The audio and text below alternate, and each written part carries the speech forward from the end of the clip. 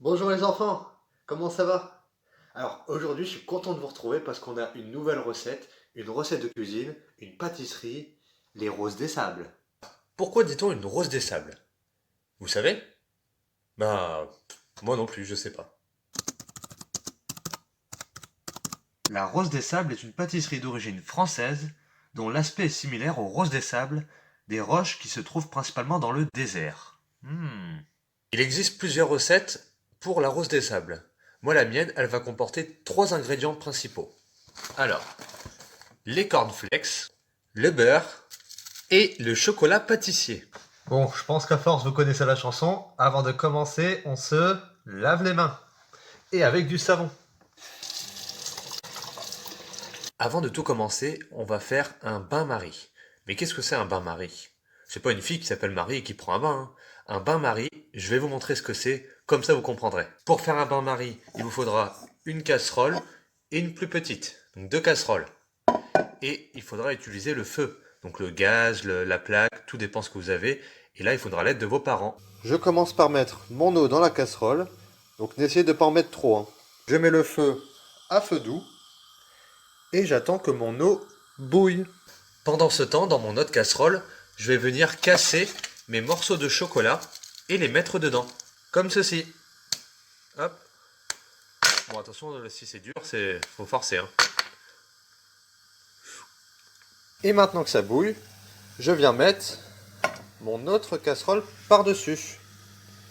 Voilà ce qu'on appelle un bain-marie. Et maintenant, on attend que ça fond. Ah oui, j'oubliais, le beurre. Il faudra mettre 100 grammes de beurre en plus du chocolat pour le faire fondre. Presque perfecto. Alors, pendant que ça bout, donc le beurre et le chocolat, on va venir mettre 100 grammes de cornflakes dans le saladier.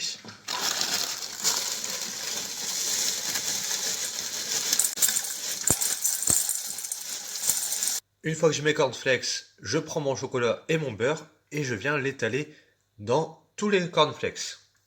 Je vais vous montrer. Hop, comme ceci. Et on met bien tout le chocolat, hein. On n'en laisse pas une miette. Et maintenant, on peut mélanger. Alors, on va mélanger délicatement pour pas casser les cornflakes. Donc vraiment délicatement. Il faut que tout le chocolat recouvre tous les cornflakes. Et quand vous allez tout mélanger, voilà ce que vous devez obtenir. C'est pas beau? Si vous avez des petits bidules comme ça, bon, honte à moi, mais je sais pas trop comment ça s'appelle, eh bien vous pouvez vous en servir pour faire votre préparation. Donc ce sera des petites bouchées. Après, libre à vous de faire comme vous voulez. Soit vous faites des grosses roses des sables, soit des petits, comme vous voulez. Si vous n'avez pas ça, vous pouvez le mettre sur du papier qu'on met au four, du papier cuisson, et vous faites votre préparation dessus. Avec une cuillère, vous allez plonger dans la préparation, donc prendre une bonne petite part, hop, et oh, un peu de chocolat sur le doigt. Et vous venez le mettre dans votre bidule. Je sais toujours pas comment ça s'appelle.